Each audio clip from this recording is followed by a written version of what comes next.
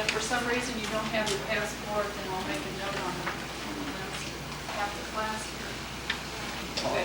I have everybody at tables simply because we're going to be doing some writing, and I thought that might be easier for you to write on tables. So, whatever's comfortable for you. That's right.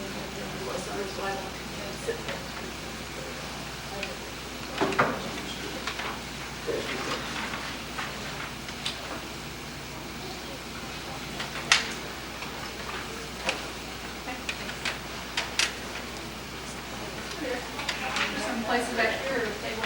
We're going to be doing some writing, so being at a table might be helpful.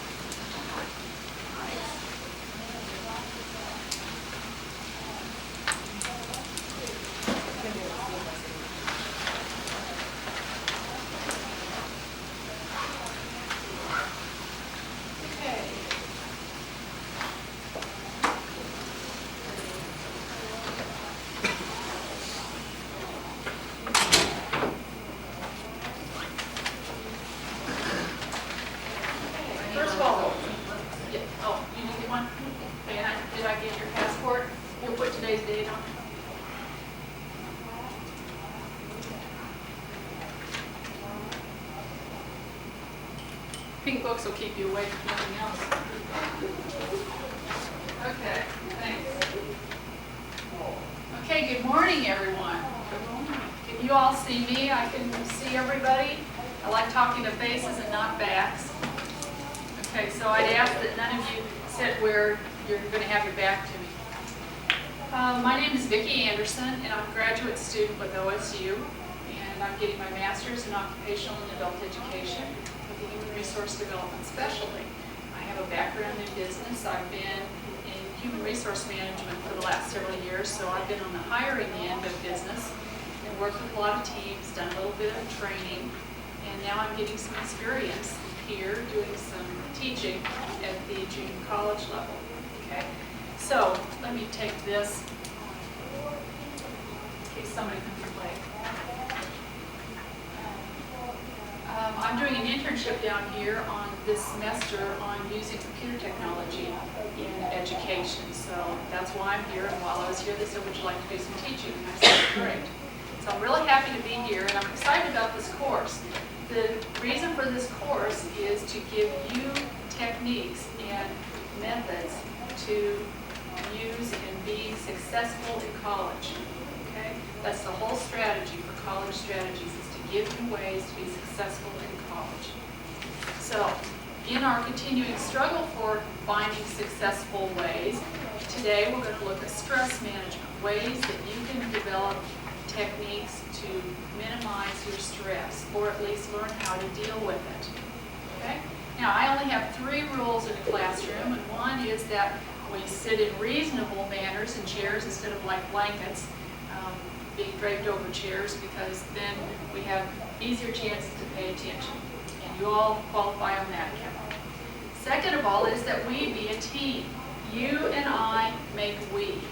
And when we make we have a lot more fun. We get to do things and share with each other and learn a lot more, because we all have wonderful experiences that we can share with each other. Okay, so I ask that you participate fully in all the activities that we're going to do. And third is that you get something out of this.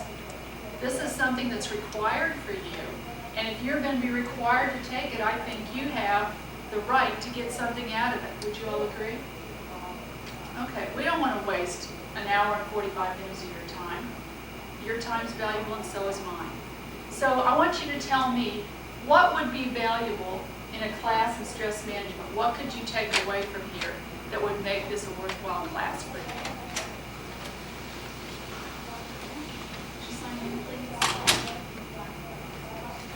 What would make this a worthwhile class for you? To learn how to manage stress. To learn how to manage stress. Okay. How to avoid it. How to avoid it. That's another good point. What about anybody else? Learn what it is. Okay. Identifying it, learning how to deal with it. Okay. You want to take a table, might be more comfortable for you. some goals here today. You want to learn how to deal with it, how to identify it, and what was the third one? How to avoid it. How to avoid it. Okay, I think we can handle those things. Okay, so would the rest of you feel like you were successful if you could learn those things today? That consensus? Okay, let's try and do that. Well, first of all, today we're going to talk about conflicting messages. Conflicting messages quite often cause stress.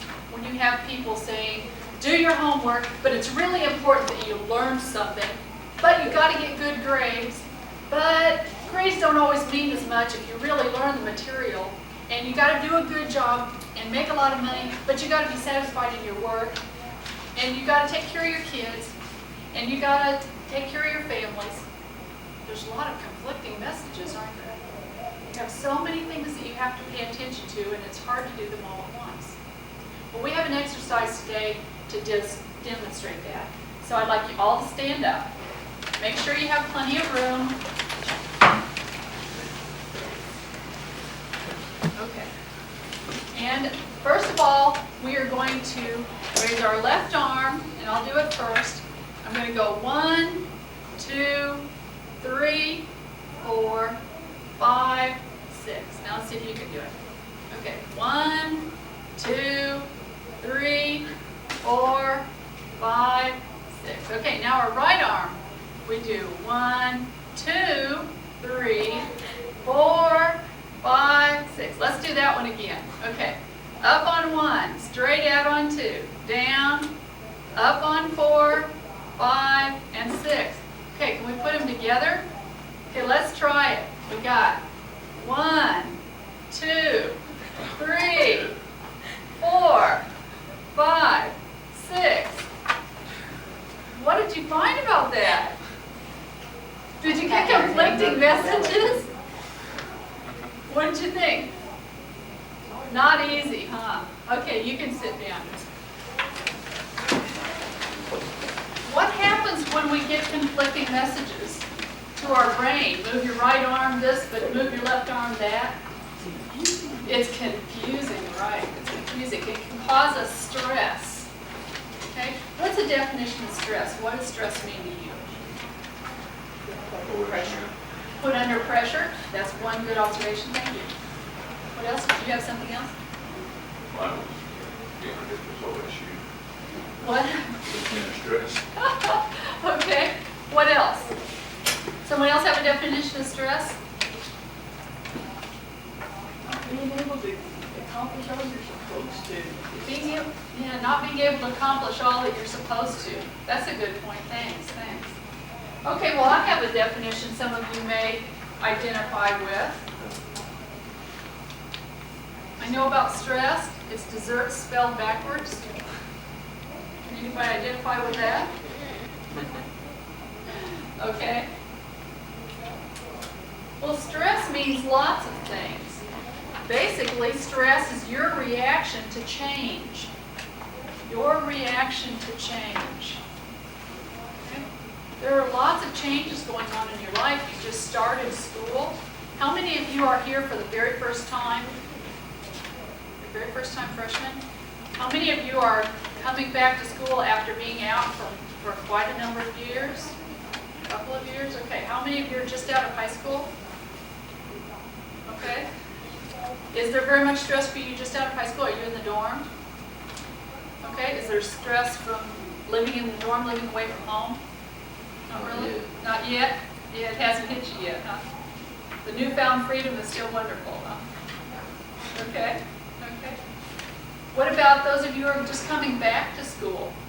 What kinds of stresses are there? A lot of stresses. Like what? You spent 20 years doing nothing but changing diapers and taking care of children in the house and everything. It's like you lose contact with everything else. Your brain don't know how to take in all this information and process it, store it, bring it back up when you need it. You get out of practice in doing certain things, don't you? And all those other students still has to go. That's right. It causes stress. Okay?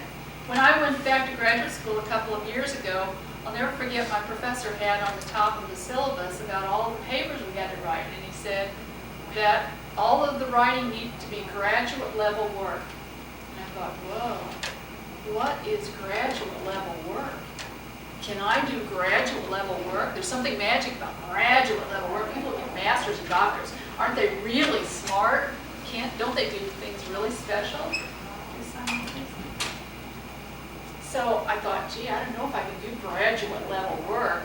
And there wasn't any method there that told me what graduate level papers were. So I just had to try and write them and see if I could write graduate level work. And I found out I got an A, so I guess I can write graduate level work.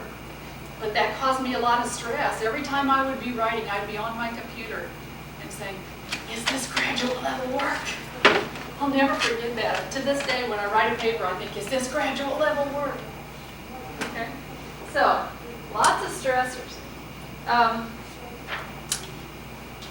I want to talk first about what kinds of things cause us stress.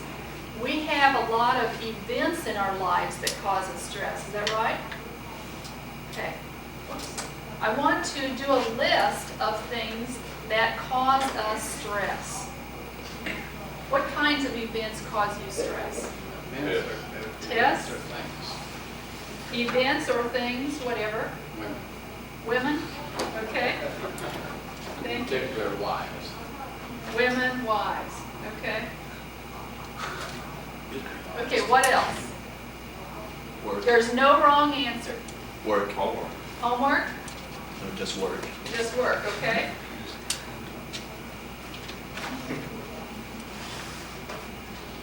What else? Children. They gotta be on here somewhere. That's been on every list I've seen. Okay, what else? Thank you for sharing that. Money. Money. Good answer. Okay, what else? Football game on Sunday. Football game on Sunday. That can be if your team lost, can it? Family, Pardon? family, Family. outside the children. And wives. Like, that didn't know. Okay. Health, okay. What else? Someone else? Somebody over here have something? Your peers. Peers? Good, thank you. What else?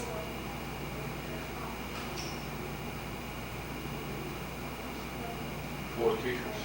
Poor teachers, that can be stressful.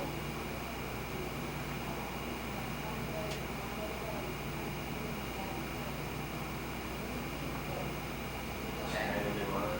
Pardon? Standing in line. Ah, good point. Standing in line. Okay. You hurry up and wait. Okay. Competent clerks. Competent clerks.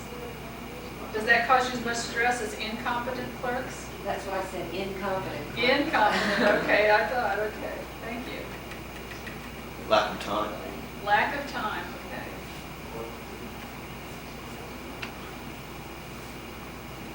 Job interview. Job interviews, okay.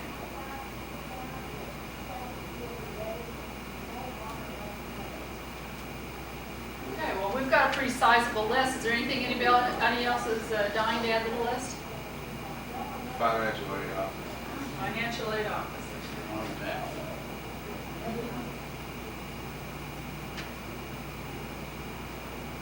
Did you say something else? No. Oh, okay. Anything else? This is a pretty comprehensive list up there, isn't it? Can everybody identify with something up there? Do we have somebody that has a worry that isn't up there that needs to be? Okay. Well, let's leave this list for right now. And let's talk about positive and negative stress. What is positive stress? Anybody? Positive stress? Some- Work harder for what you want to achieve. Something that makes your heart work harder, that makes you want to achieve. Would you agree with that? Okay? So it's good for you? It's good for you. It enables you to get something done that you maybe couldn't otherwise. Your heart starts beating faster, gives you adrenaline, gives your brain power. You can really get something accomplished. When I used to do a lot of things in the community theater, and I had to do auditions, Well, talk about stress. Auditions are really stress. Whenever I have to go up and do an audition, I would just steel myself. I knew I had to do a good performance, and it doesn't help to be shaking up there, so I just get through it. And then when I got done, I'd go back to my, they'd say, oh boy, you did a really good job. And I'd go back to my chair and I'd sit there and go, and my knees would just shake and my feet would shake, and I'd just shake for about 5 minutes.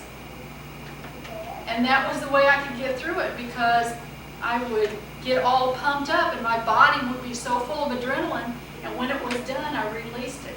And the way my body released it was just sit and shake.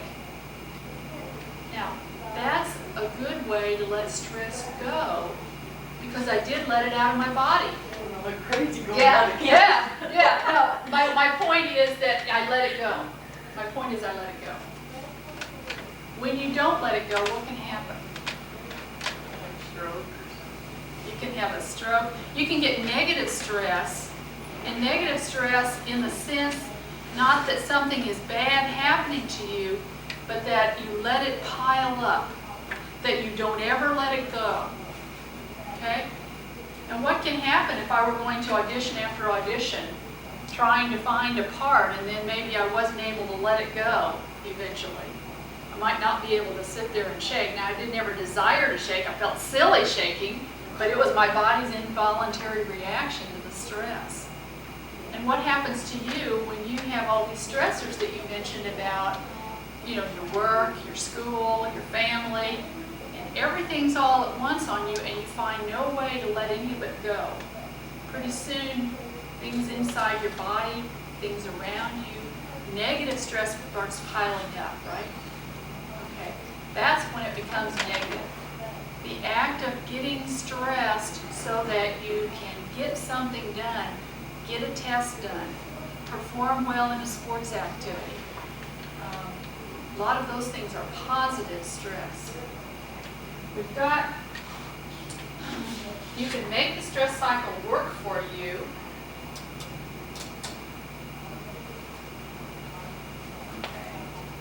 You have the fight or flight. Have you heard of fight or flight? Okay, your body sees something, you got to do something, you get ready, you get the adrenaline going, and then you're ready. Okay, your heart beats faster, pumps the blood, ready. But if it never goes away, then you've got heart problems, high blood pressure, okay, then you've got trouble. When you've got breathing faster, provide more oxygen, you can run that marathon, ride that bicycle race, do whatever you need to do. But if you don't stop, you've got problems. Okay? So using it to your advantage. This is in your package, so you can review this later. I'm not going to talk extensively about it. Just to point out to you that stress is designed to help you do something, but quite frequently we don't let it go. Okay. I want to go back to our list of positives and negatives. What about tests? Is that a positive or a negative event for stress? Positive.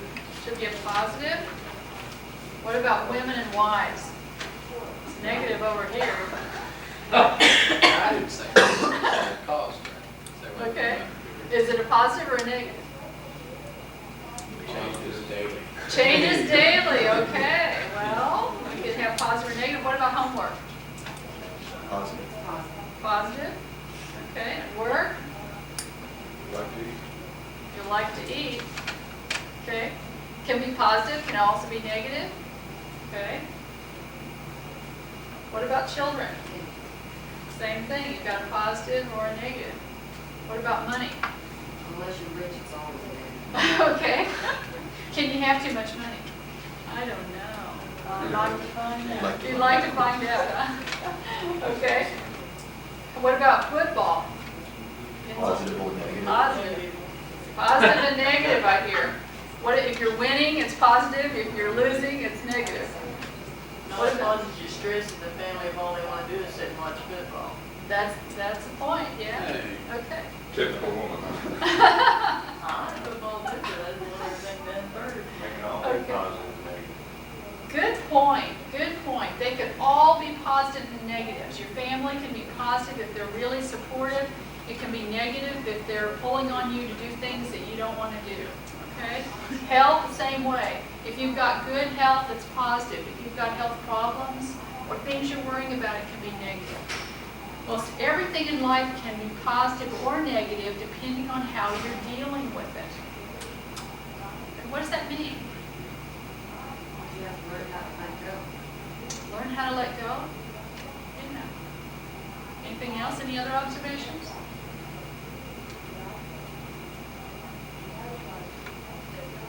Okay. Okay, good. Well, when we do this,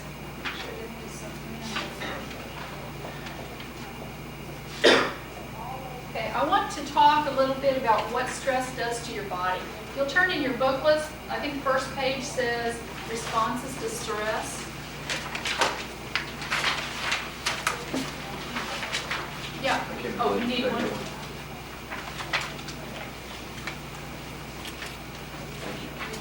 Anybody else did get one?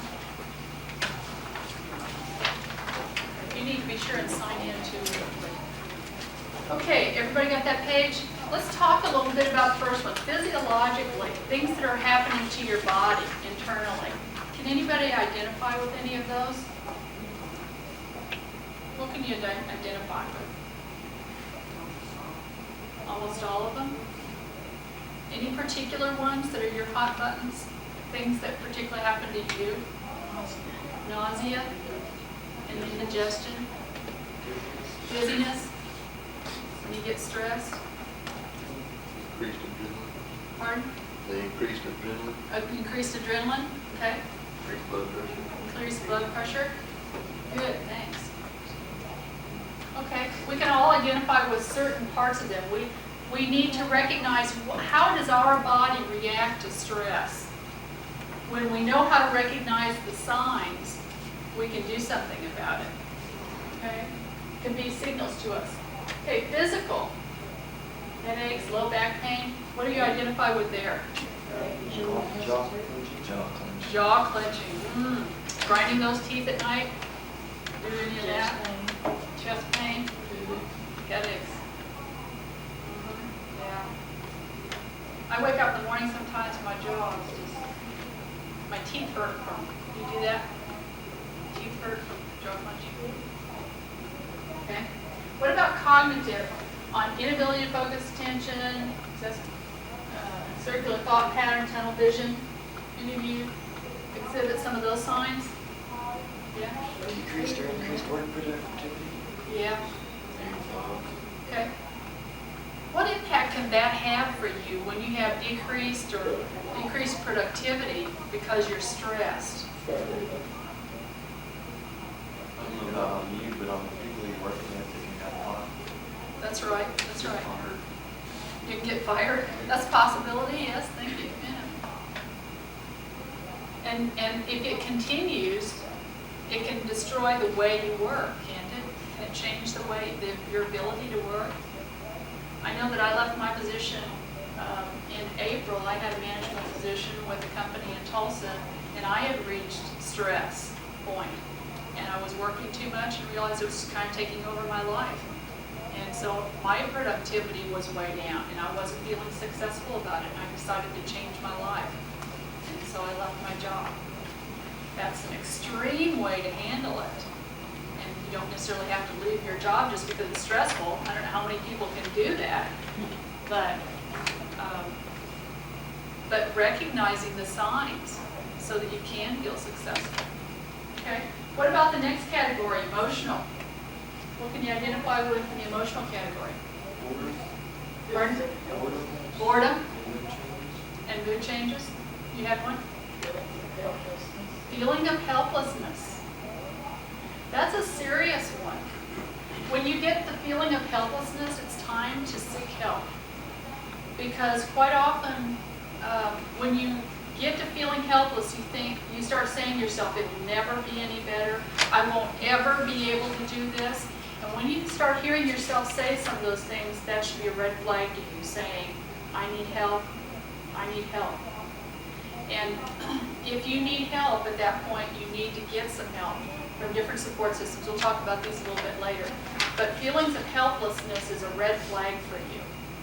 And you need to get some help with that. That's one of the things in crisis centers, a feeling of hopelessness or helplessness, thinking it will never get any better, that today is the way it's going to be for the rest of my life. And you can get so stressed out that you focus on that today is the way it's going to be for the rest of my life. And that's not true. Tomorrow's another day. The sun's going to set today, it's going to rise tomorrow, and tomorrow will bring you some different opportunities than it will today.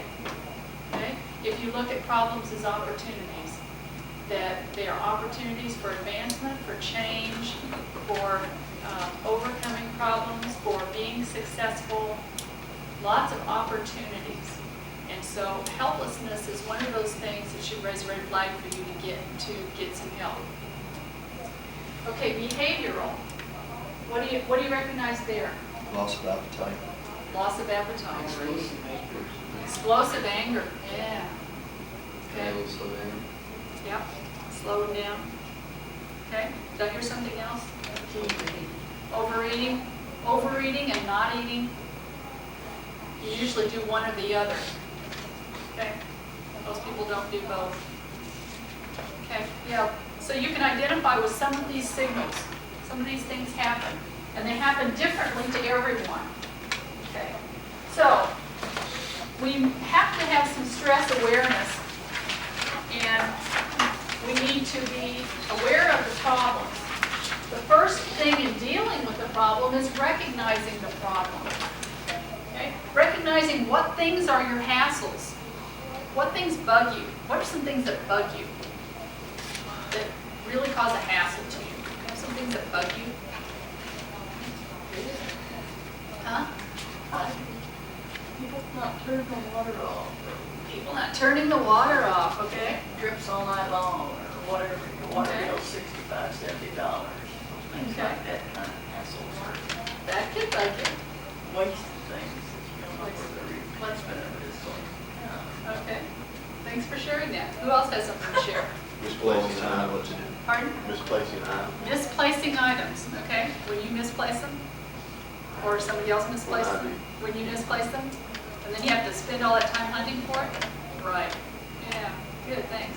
What else? People always tell me what to do. People always telling you what to do. Yeah, that's a hassle, isn't it? Okay, what else? Anything? Somebody's showing you how to do something, but they show you so fast that all you do is say, stop it, slow down, let me see what you're doing first. That's a good point. That's a good point. That can be pretty stressful. Okay? Okay. The next thing is, what about major changes in your life? Did you all start a major change in your life this fall? Starting school is a major change. Okay. What are some other kinds of major changes? Anybody gotten married recently? Divorced recently? Yeah, those are major changes can cause a big impact. The babies, moving. Moving's good, wouldn't you have one? Death. The death is a major change. Impact on your life. Okay. Any others? Okay. And stress overload. Anybody with stress overload yet? Fourth week? Okay. Hopefully you won't get there until much later in the semester, but at the beginning sometimes you get stress overload just while you're learning how to organize things and figuring out where do you fit everything in all your time periods so you can feel stress overload. Okay? Recognize your problem. And feeling helpless and feeling that things will never get any better than today, when actually they will. This is only one point, and things really will get better. You'll be able to look back a month from now and say, gee, I was all worried about that, and today there's something else to worry about, and that's already gone. You know, but today, this is the most important thing. Okay? So be wary of all those things. Recognize what problem it is that you're worried about. Okay, and then if we're going to recognize the problem, we can find solutions. Okay, the first one is avoid stressors. If you find something that stresses you out, try to find some way around it. Try to avoid it. Try and change it. Can somebody give me an example? Something that stresses you out. You said about your water dripping. Okay, what can you do to avoid the stressor? I gotta check it when I can. Okay, you try and check it while you can. What else could she do to avoid the stressor? Turn the water off completely underneath the house while I'm done. Turn the water off completely so no one can use it. That's one way to control it. What else can they do? Did you do anything else to avoid the stressor? Well, I've talked to family members about it, but it's not as important to them. It's not stressful to them. It is to me, you know. It's not Okay. important, so I'm not Okay. Okay. What about some other kind of stressor? You said about misplacing things is a problem for you, a stressor? Okay. How can you try and avoid that stressor? Okay. Somebody have a suggestion for him? How can he help himself from misplacing things? Put your stuff in the same place all the time. Good point, yeah. Put your stuff in the same place every day. Then you always know where it is. Keys, is keys Try to something? take- Yeah. You Have a never place heard to him put your keys. run in the house, throw them over here, and forget where you Usually Yeah. they're hanging up here, and they're not there. Yeah. My first husband was bad about losing the keys. You notice you don't have any more. Don't have it. She got rid of that stress. I got rid of that stress, that's right. He used to come to my office and say, you got the keys, get in the car. I can't get in the car. Can't find the keys. Yeah. Okay, yeah, avoid the stressor. If you have something else that you can do, I was telling one of the other classes, a stressor for me is that my current husband is kind of an angry driver. I'm sure that none of you are like this, none of you guys. Oh, no. When somebody pulls out in front of you, what do? You blow your horn, you pull up on the rear bumper, you get really angry that how dare they pull out in front of you, and it almost caused you an accident. Well, my husband does that. He's one of those angry drivers, and it causes me, I don't think it causes him near as much stress as it causes me. Because I'm sitting there in the passenger seat, helpless, going, is he gonna kill me today? Okay. So you know what I do about it? I drive.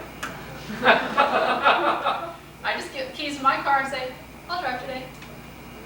Now, if I feel like I'm too tired, I don't want to mess with it, and I promise I will try not to yell at him today, so I say, okay, you can drive, or why don't you drive today? But most of the time I drive because it reduces my stress. And he doesn't say anything about it because he knows it stresses me out, and we don't get into an argument. So that's one way I avoid my stress. Okay, controlling a lifestyle change. What can you do about controlling a lifestyle change? Y'all just came to be students this fall.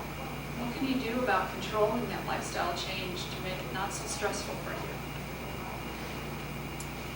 What are some of the things that you all are doing now to try and control it? Talking about it. Talking about it? That's a real good way. That's a real good way. Trying to get organized. Trying to get organized, another good way. Not waiting until the last minute. Oh, that's a real key one, you know, not wait till the last minute. Something else? Take breaks, go for walks. Take breaks, go Get for away walks. from like school, for the meetings. Get away from school for the evening. Yeah. Control so it's not so overwhelming. When you're just focusing on that lifestyle change so much that it's so overwhelming for you. Okay, find some way to control it. Okay, our next one is to take a break. So you led us into the next one, take a break. If your stress is becoming too overwhelming for you, take a break. Walk down the hall if you can't stand and study anymore. If you can't stand doing whatever it is, you just too much on your head, take a break, go away. Either get some time away if the kids are a problem, find a babysitter. Do something on your own. Shut yourself in a closet, you know, do your homework in the light in the closet, whatever. Some place or find a place for yourself that you can shut out your stressors to take a break. Okay? Anybody have any great suggestions on how they take a break? Anybody? I tell my kids if they're there, I'm going to my room, don't bother. Don't bother them. That's a good way. Have your space. Right. Any of you guys back there do anything to take a break? What do you do to relax? A four-wheel. Are you four-wheel? That's a good one. Okay, good. Okay, finding help. What kind of helps are available here on campus for you? Counseling. Lola McFalls is counselor here. What else? Your advisor, that's a very good source of help. Right. What else?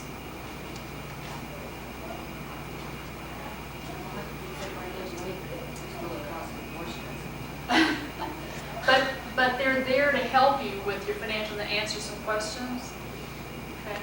I'm sure it's probably a lot of stress right now because they're handling a lot of overload. They're probably under great stress trying to meet all of your needs, and they have so many people asking them for stuff that they can't solve everybody's problem, and they're feeling bad because they can't solve everybody's problem, and you all are trying to get your problem solved, and both of you are being stressed. And once we get over the start of the semester, you both ought to find your stress relieved a little bit, right? Okay, good. Okay, there's some other, what about student life? They have activities for you to do. There's exercise equipment over there, there's counselors, I think there are people over there. What about your friends? Finding help? Okay. And department heads, instructors? What about your instructors? If you have an instructor who's particularly helpful or that you can identify with, they might be able to give you some help. Okay.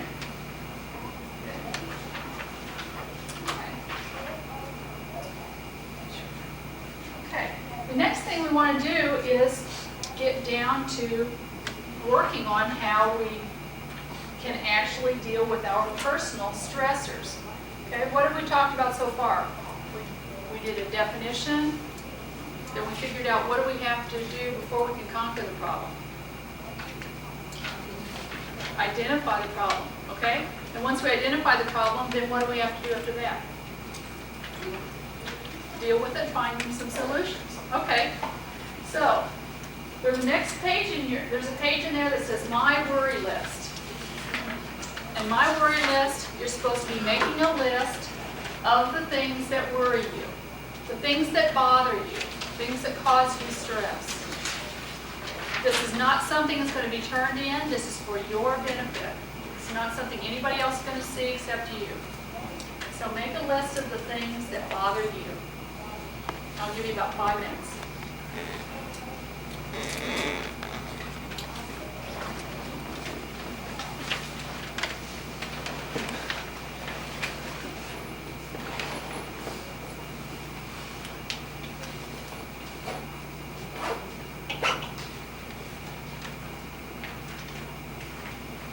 Okay, let's get back together again. And in your packet also is a sheet called The Things That Are Truly Important to Me in Life. Okay, if you would all look at those things, and I want you to consider what things are important to you. Mark off 4 things that you can do without.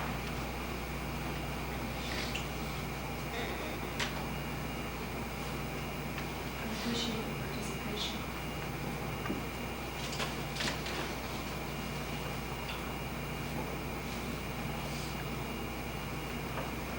Four things you can do without.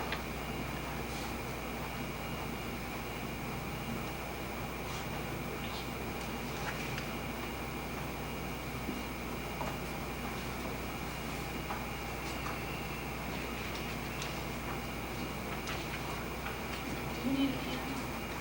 Here you go. You need one?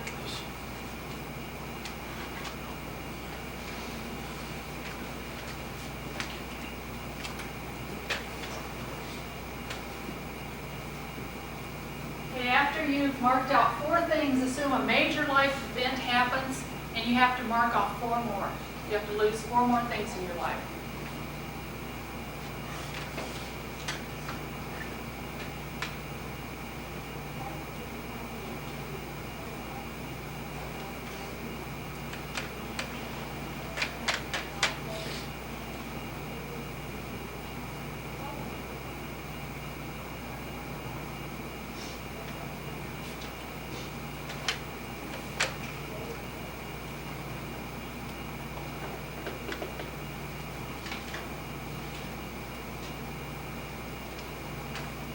And you lose everything but 3 things. So you mark off 1 more. You should have 3 things left on your list. 3 most important things to you in your life.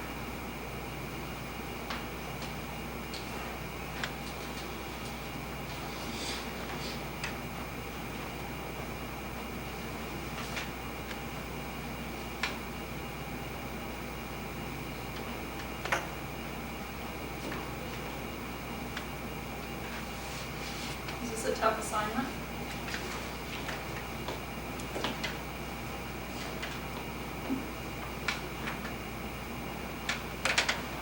Are you done?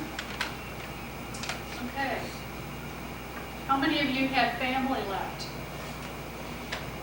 Okay, everybody? How many of you had health on your list left? How many of you friends? Okay. The majority of the people will usually have family and health as 2 of the last 3. What are some of the others that you had left? Religion, okay. Self-esteem, okay. What else? Career, okay. Okay. This gives you a chance to help evaluate those things that can have an important place in your life when you consider what stressors you need to deal with and what things you can let go. Okay? So we're going to talk about what things that you can let go. I'd like you to turn now to the next page that has a 4 square. It says the worry stopper. Okay, you notice that there are 4 boxes. And these boxes say things I can control that are important to me, things that I can't control that are important to me, things that I can control that are not important to me, things that I can't control that are not important to me.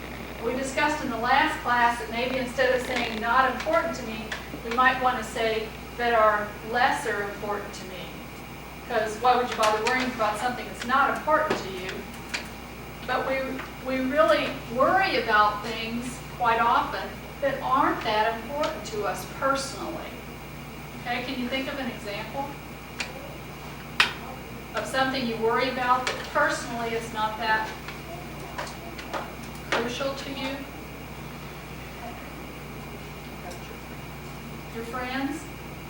Okay. Something that happened to your friends? What happens if your roommate broke up with their boyfriend or girlfriend and they're all crying about it every day? Okay. Or your friend just got a divorce and they're crying about it to you every day. Well, is that something that's really affecting you personally that you really are stressed about? Probably not. I mean, you're stressed about it because they're crying to you about it every day. But it's not something that's affecting you personally. And is it something you can control? No. It's out of your control what their relationship is. You don't have any way to control that. So are you going to be able to do anything about it if you get all stressed about it? Probably not. If you can't control it, and it's not something that's really affecting you personally, you're going to spin your wheels a lot trying to worry about it. Do you see the difference there? Okay, what's something you can control and that is really important to you? Your education. Okay, you can control how you go to school, what you take, what you want to study, and it is important to you. Okay, if that's stressing you, you can find a way to control it because it is within your control. Okay, on your worry list, I would like you to write things in these boxes, transfer them to these boxes of things you can control and things you can't control. Things that are important to you and things that are not so important to you. Do you need some other examples? Do you understand what we're trying to get at? Anybody need more examples? Yeah. Take a few minutes to do that.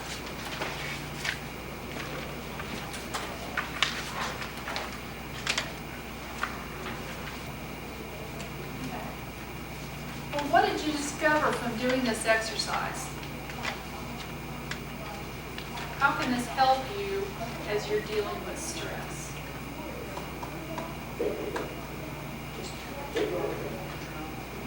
How much you're in control of it, okay? How can that help you when you're identifying whether you're in control? How's that going to be able to help you? Know what you can and know what you can't. Okay? Can you spend more time on the things that you can control, maybe let the things that you can't control go a little bit? Okay? Do we have a tendency to, all the things that we want to worry about, we want to throw them all together? Okay? And sorting them out, does that seem like that could help? Sorting them out. I can control this, I can't control that. Okay. How are you going to use this, in everyday life? Something's, when you're feeling really stressed. Concentrate on the things that are important. Try to think of. Okay? Concentrate on the things that are important and not so much on the things that aren't so important. Is it sometimes hard to decide that? Anybody have trouble sometimes deciding what's important and what's not? Yeah?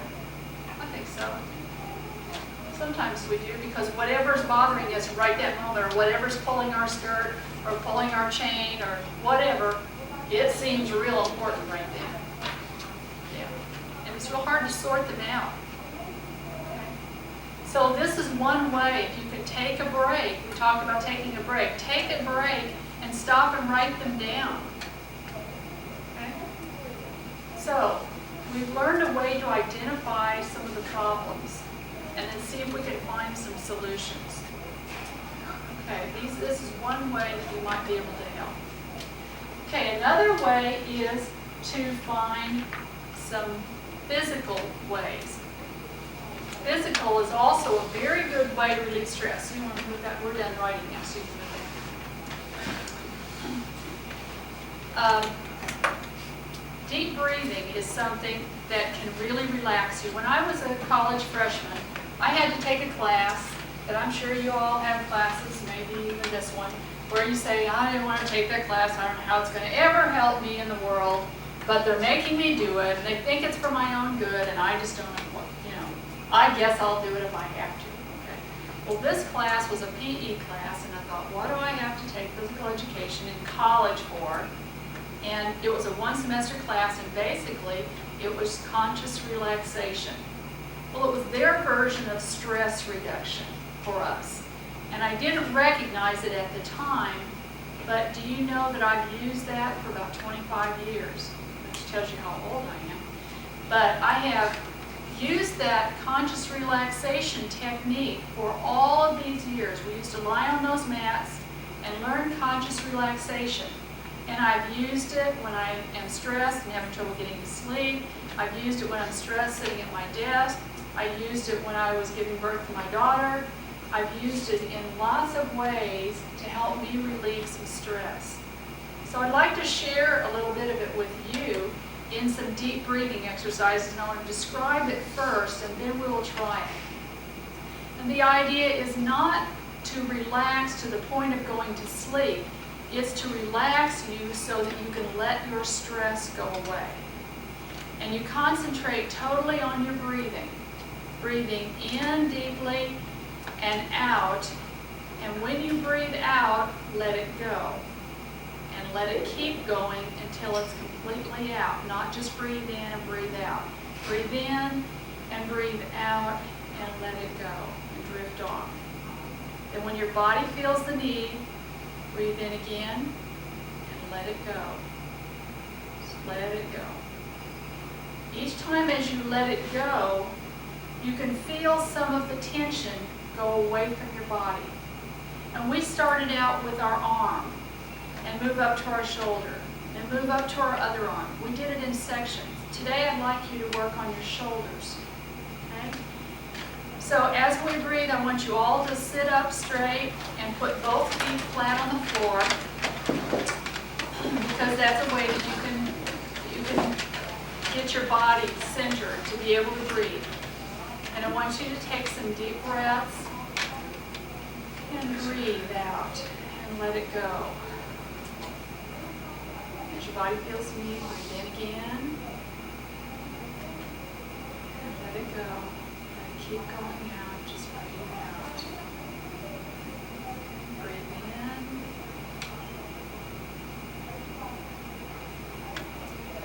Just let it go slowly. Just keep going out. Keep doing that.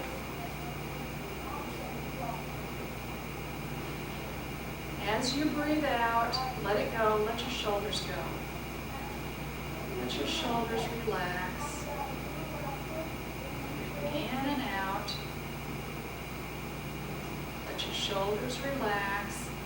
Feel them getting heavier and broader.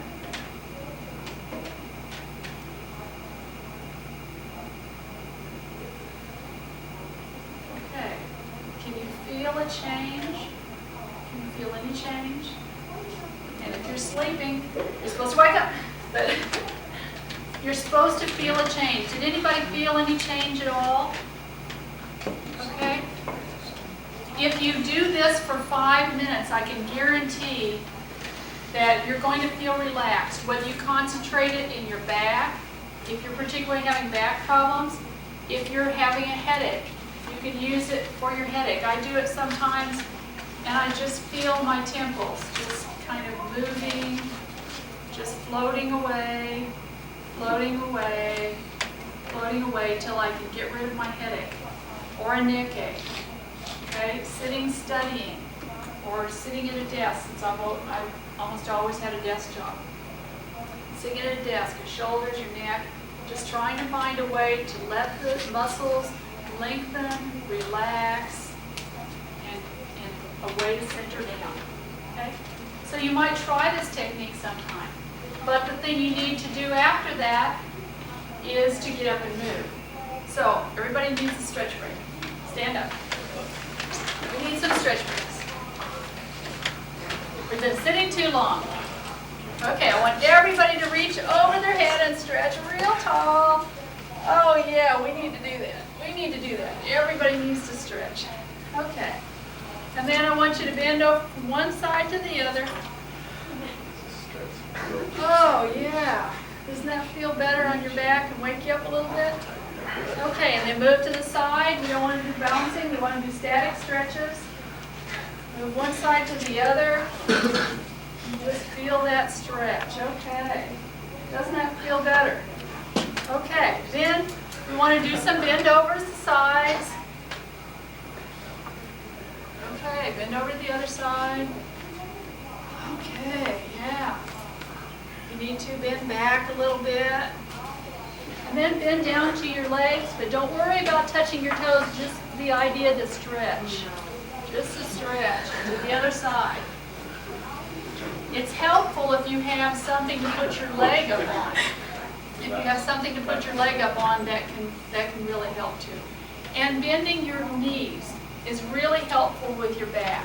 Not just bending over because of helping your back. So if you're trying to do things that just straight, think about bending your knees. You know, keeping your back straight. Okay. Everybody can sit down. Thanks. Okay. Are we awake? Okay. Okay, you can see some exercises here. We've got someone bending over from the chair. You can certainly bend over from your chair.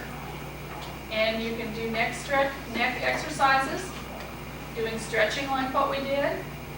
This person is lying on the floor. Now, somebody might think you're a little crazy if you lay down on the floor at work, but you can do this at home, okay?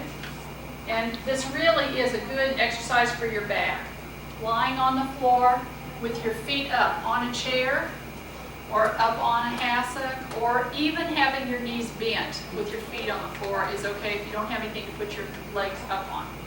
And then as you see here, putting your leg up on something and stretching over, and then bending to the side.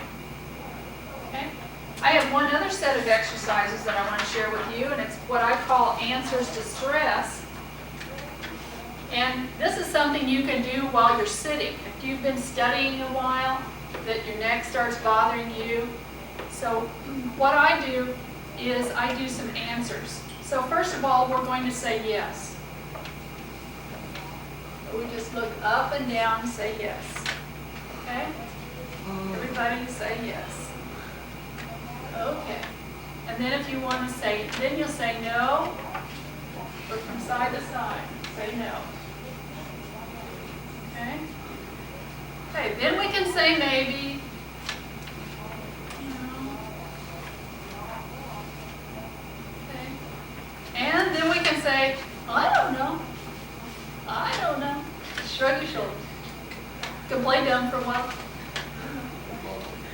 Okay, that releases tension in your shoulders and your neck. Okay? By doing that, that can really help. And that's something you can do in a minute, and it will really help. Because you're stretching in all ways. Don't do them too fast, because you can hurt your neck. So when you're going like this, don't be turning too fast. You just want to look from side to side. And if you find a place to look to, that's helpful also. Just look to here and look to there. And the same with up and down. Look up and look down. When you pull down, you may be able to feel it back here in your neck and into your upper back. Okay. Another suggestion is to clear your mind and think of images that are calming to you when you feel stressed. What are some images that are calming to you? Fishing. Fishing, okay? Where do you fish? All over, don't tell. All over. Skytook, okay? So you go out on the lake in your boat fishing, or on the bank? Both. Both. Snakes in the bank. Oh yeah, that'd be stressful. That'd be stressful. Okay, so you better get in your boat and go out on the lake and fish. Okay? So you can get a mental picture of fishing. When you're stressed, think of yourself out in that boat fishing. Okay? That can calm you down. What's another one somebody else does? Riding my motorcycle. Riding your motorcycle. Flying in the wind. Do you wear a helmet? Ah, good man. Good man. He has a helmet on. Yeah. Okay, so that can reduce stress. So if you can picture yourself riding on a motorcycle, that could reduce some stress. What about somebody else? You have another one? Horseback riding in the mountains. Horseback riding in the mountains. Boy, that sounds calm. Yeah. That could take you away, couldn't it? Give you a mental break. If you can sit quietly and feel yourself there, reduce your stress. Okay. What about somebody else? Somebody else? What? Oh. Yes, yes, yeah. I lived there for 3 years. It's wonderful. It's wonderful there. Yeah, I really like it. That's very calming. Anybody else have a good one that wants to share? Depends what day of the week it is. Depends on what day of the week it is. That's interesting. What kinds of things would you do on different days of the week?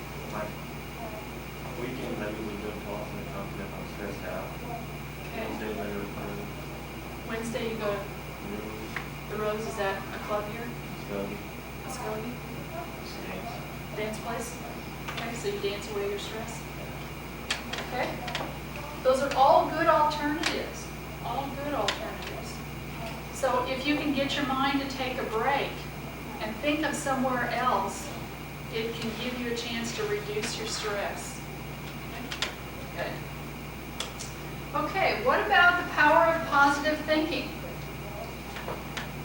Power of positive thinking. Do you think that has any power over reducing your stress?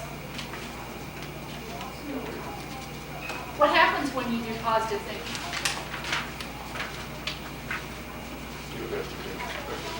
You look at it from a different perspective. What kind of perspective?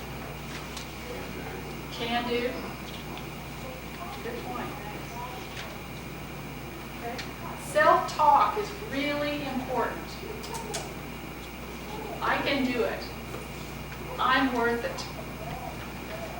How many of you have heard of the story about what do you see when you see a glass that only has half the water in it?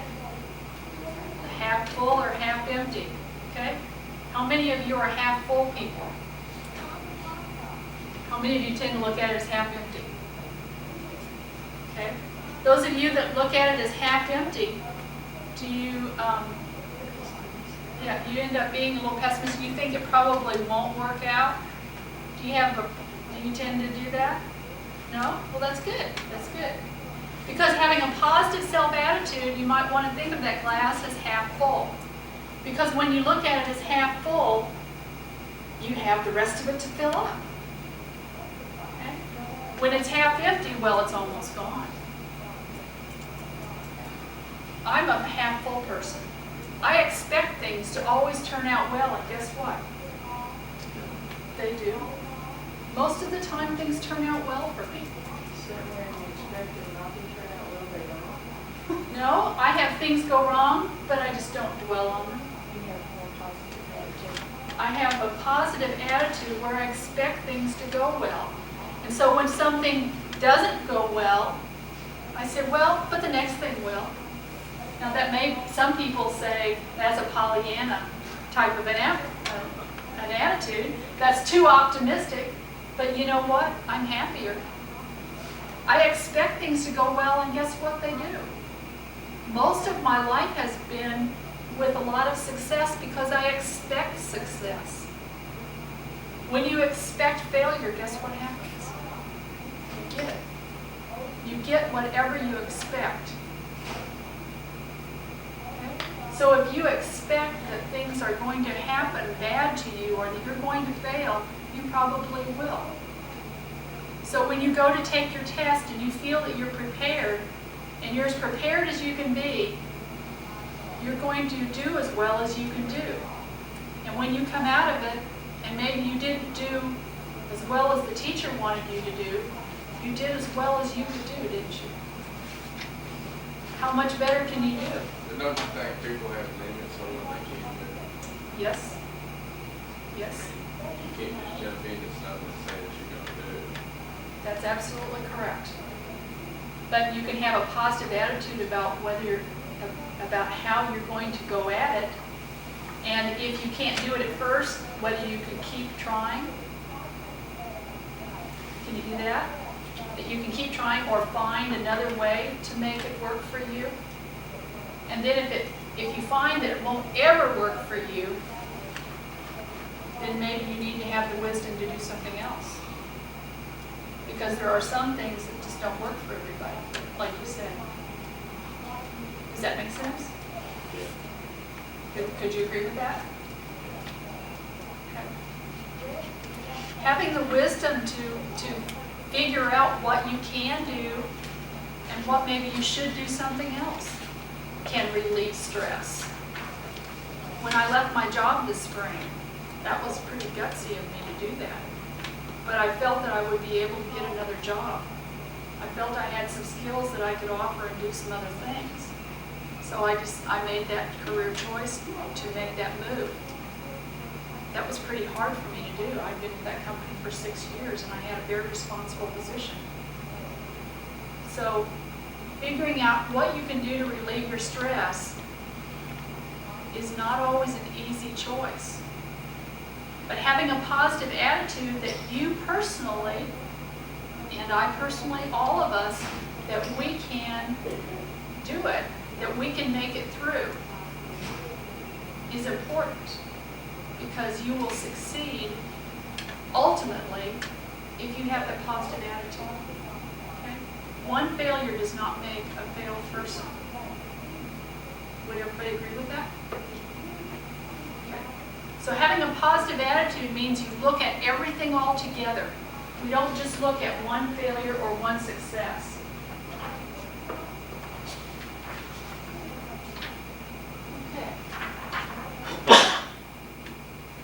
Part of the power of positive thinking is to develop an action plan. Have we worked on that a little bit today? How can you develop an action plan for something that you find as a stressor?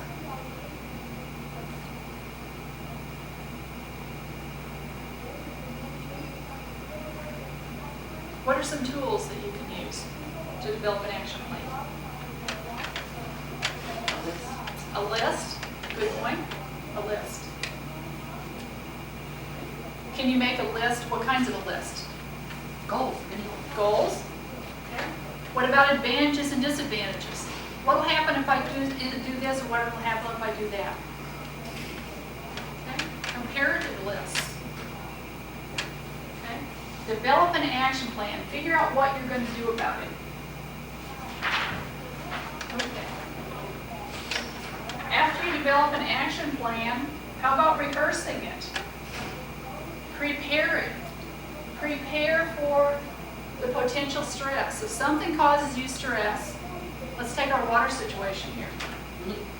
She knows that when she comes home at night and she finds that dripping water, that she's going to hit the ceiling, right?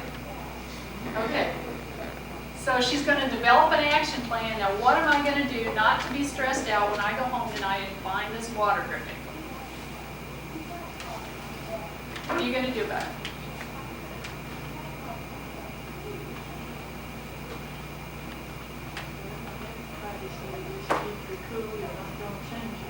Okay, so you decided to keep your cool. You're not going to change them. You're going to turn off the water and not say anything. Okay. Okay.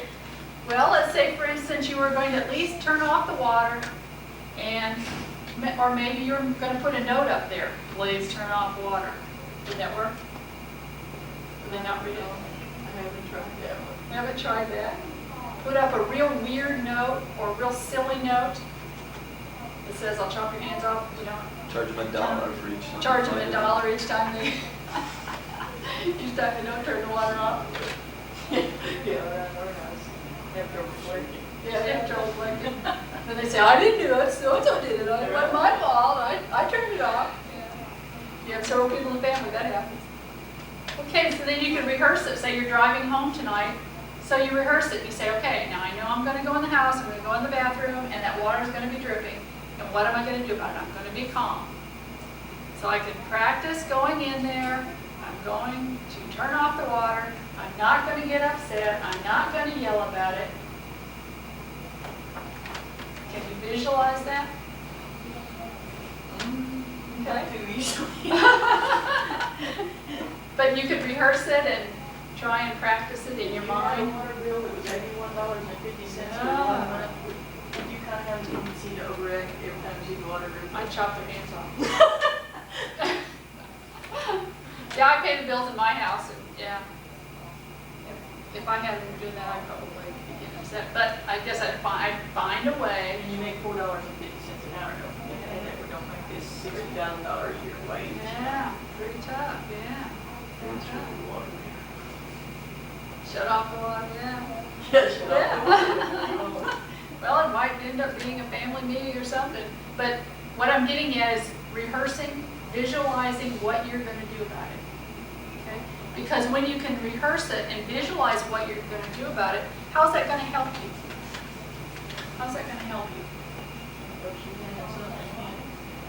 Ordinary man. That's right. With my boys, they have a tendency, we all wear glasses. They were all trying to get broke, all trying to get broke. So I said, okay, next time you have to pay for it. They had not broke their glasses so much. And, I mean, it was an all-time thing. And I finally just said, okay, next time you break them, you have to pay for it to have it fixed. That'd be a good idea with the water bill. And it ended. Make it pay It for part of the water ended, bill. right. It ended them, and like I said, we're talking about a 6-year-old, a 12-year-old, and a 20-year-old.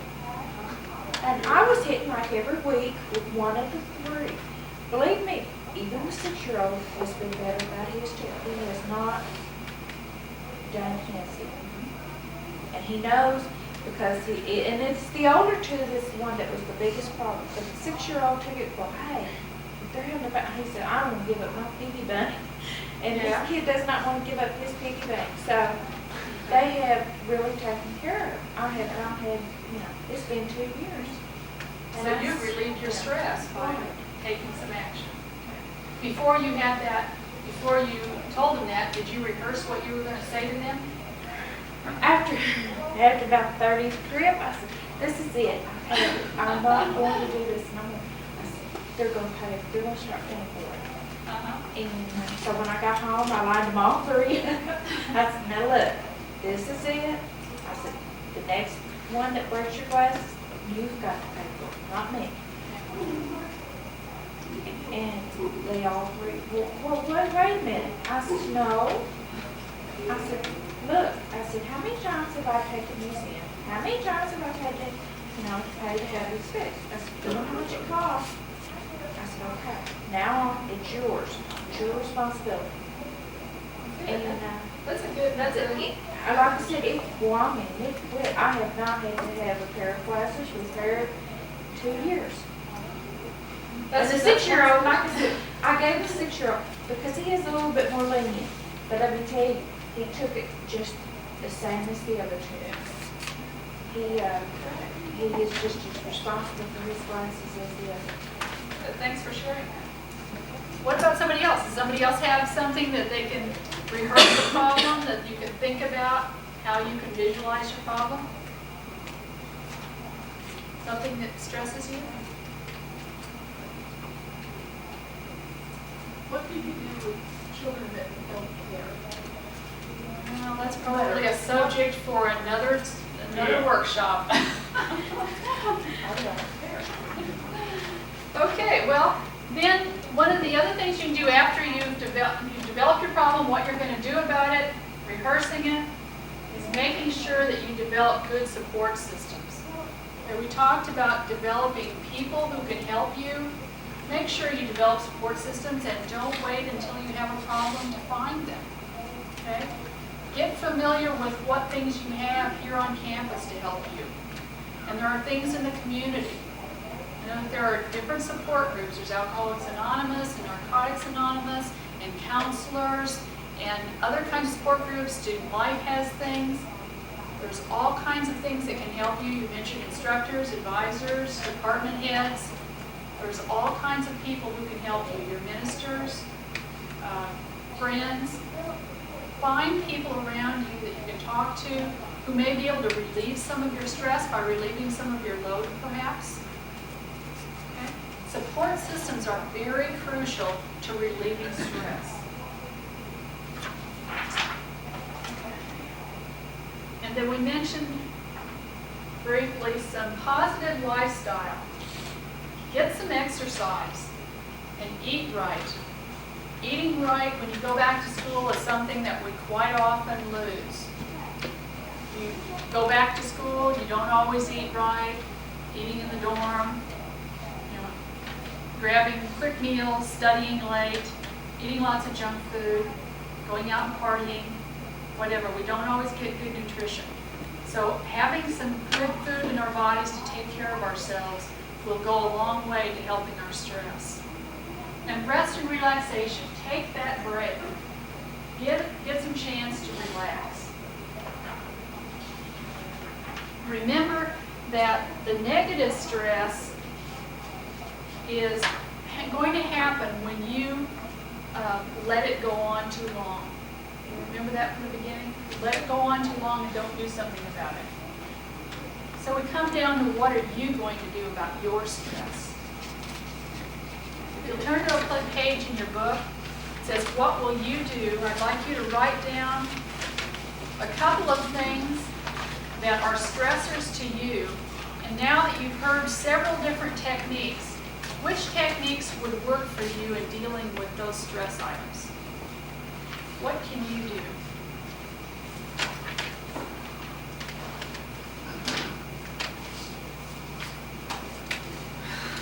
You did it, Ruth?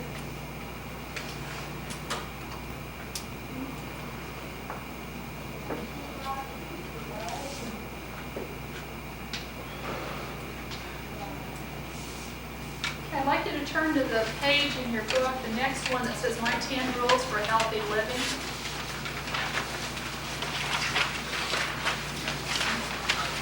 And let's read these out loud. Why don't you start back there in the back? Why don't you read the first one?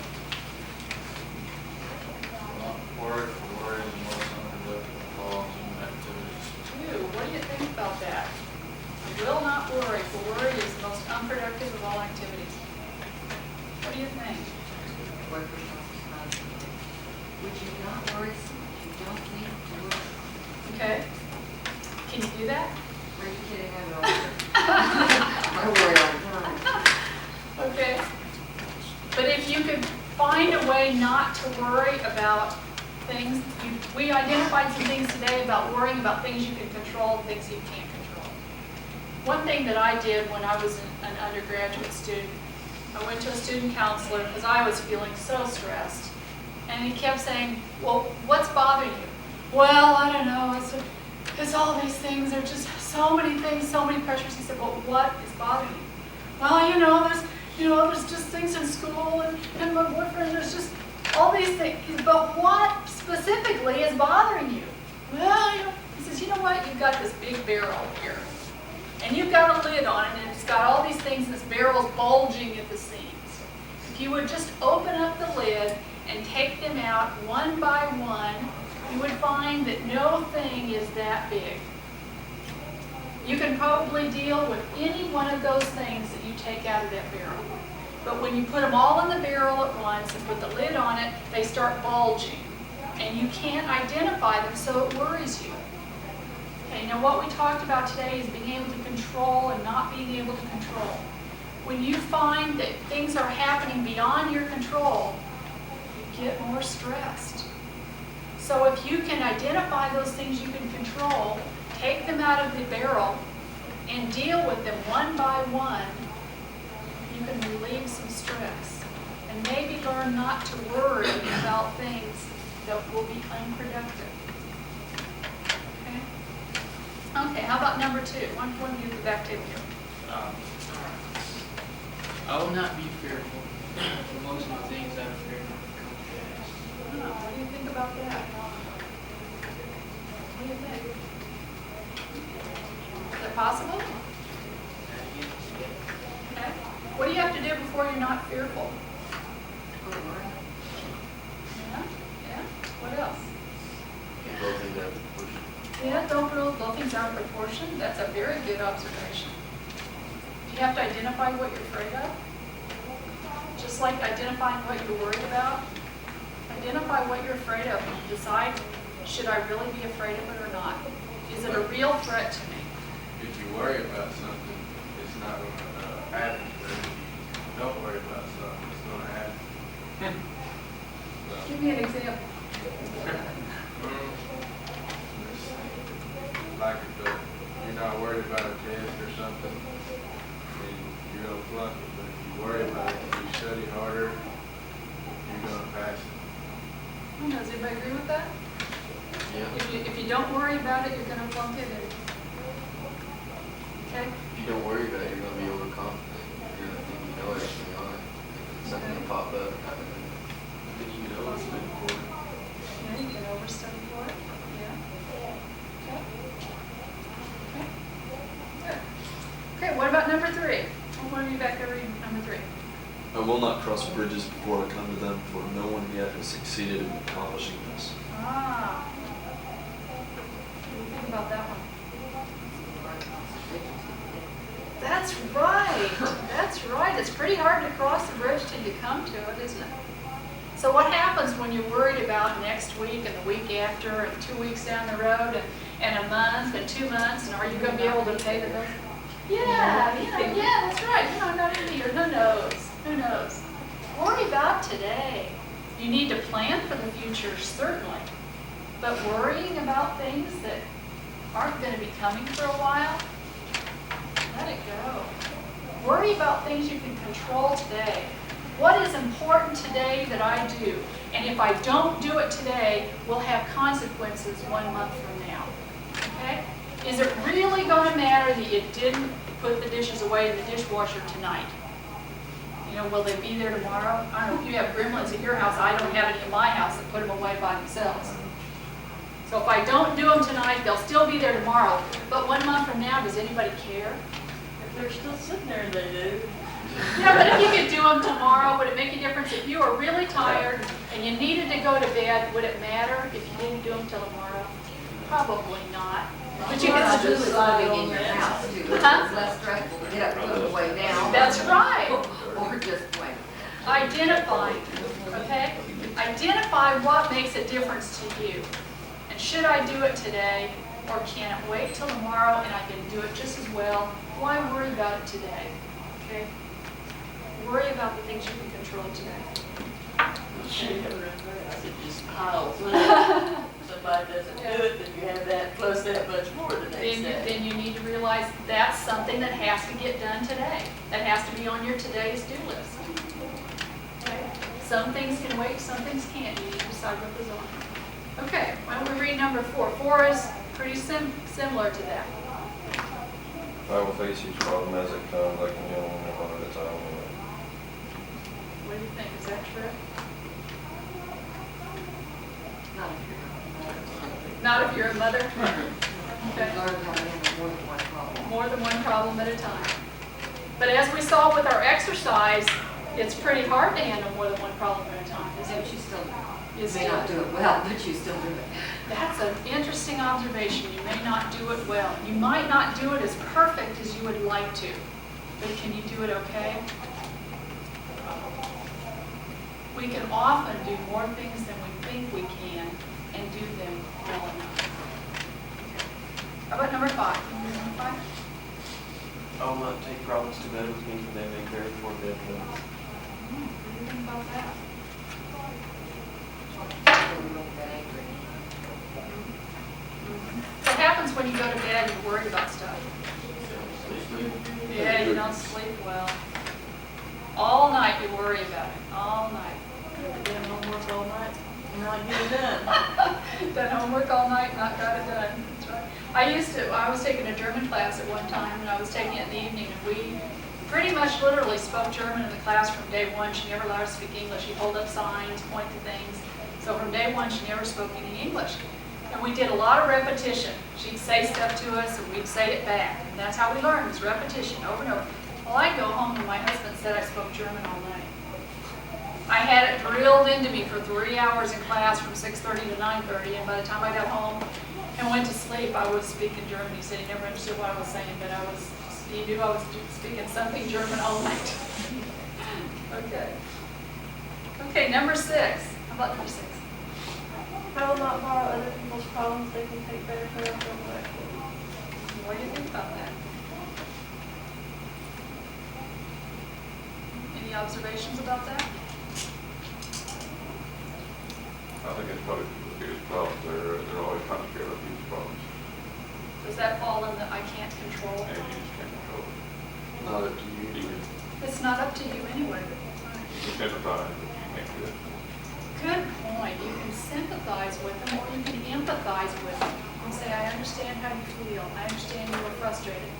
But don't take the monkey on your back. Good point. Okay, number 7. Let's take number 7. I will not try to relive yesterday for good or ill. It is gone. Instead, I'll concentrate on what is happening in my life today.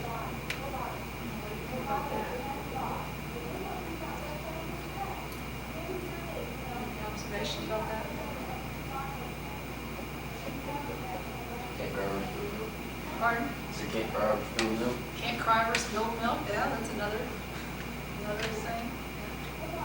We sometimes get caught up in how it was rather than how it is. Can you identify with that? How it was rather than how it is. And when you continue to worry about how it was, well, gee, it used to be so great, or it used to be, or I used to like it when, well, that isn't anymore. Today is what it is. Tomorrow is what you will make it. Okay? Today is what it is, and tomorrow is what you will make it. Yesterday is gone. Okay. Number 8. Number 8. I will count my blessings, never overlook the small ones, for a lot of small blessings add up to a big one. Think about that. Optimistic. Optimistic? Count my blessings. We had a child late at night, she's 5 now, and got all the turmoil and all that stuff. Didn't think the number of times that she had make a difference in that, just by such small action. function, relieving the stress. That's right, that's right. Sometimes the most unexpected things can cause you pleasures. Yeah, okay. Number 9. Read number 9. Because I will be a good listener, for only when I listen do I hear ideas different from my own. It's very hard to learn something new when I don't talk. Is anybody guilty of that besides me? Okay, what do you think? This cause some stress? Is this doable? Can you do this? You know, it's caused stress for the person, which is what caused you to. Good point, yeah. Okay, number 10, what should be number 10? I'll not become bogged down by frustration. 100% of it is rooted in self-pity, and it will only interfere with positive action. What do you think about that? I will not become bogged down by frustration, for 90% of it is rooted in self-pity, and it will only interfere with positive action. Does that ring true? Quite often when we get frustrated, this barrel gets bigger and bigger, and we feel sorry for ourselves. Finding a support group, finding people that can help you. I can guarantee you that you do not have any problem, and will probably never have any problem that no one else has ever had before. Would you agree with that?